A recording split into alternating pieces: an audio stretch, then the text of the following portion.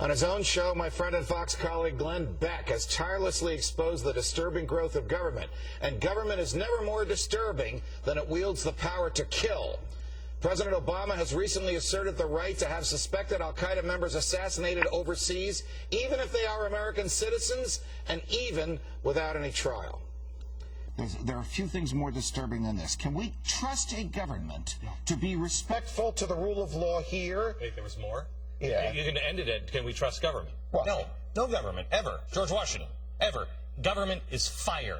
It is fire. When you understand it's fire, great, you won't get burned. It's fear and it's force. But this government, and as did its predecessor under President Bush, has claimed an extraordinary power to kill Americans without charge, without trial, without jury, without evidence, because it fears them and their overseas. If you see the conversations that have happened, the papers that have gone back and forth between Cass Sunstein, Elena Kagan, talking about, can people just be picked up off the street? Can they be held without trial on suspicion of being involved in any kind of terrorist organization? Now we've kicked it up a notch. Now we can shoot you, an American citizen. Judge, is that not murder? Of course it's murder. You and I have talked about this, and I am scandalized by it. This came out 4 months ago, and it was buried in the newspapers. When the Washington Post, we just heard from Dana Priest, when the Washington Post exposed it this week, suddenly people are talking about it.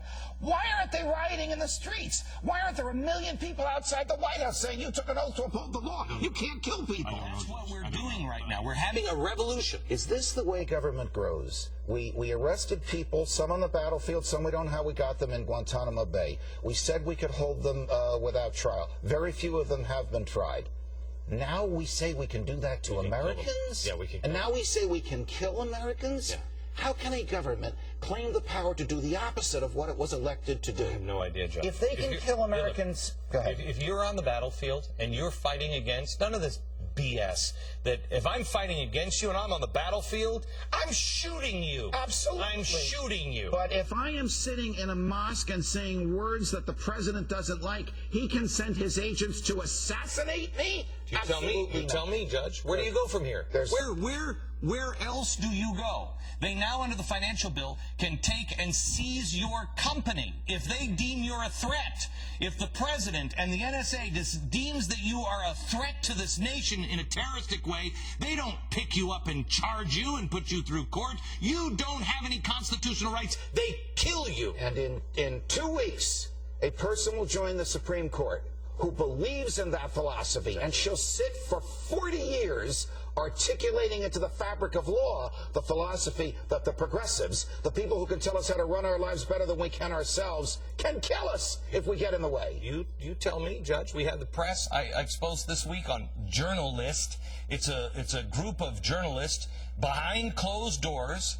They are having conversations where they're telling the government to shut Fox News down. If the government can kill somebody in Kabul, can they kill them in Hackensack? If the government can seize somebody in Yemen, can they seize somebody out of a studio in New York City? Kagan will tell you yes. So will Cass Sunstein. He will tell you yes.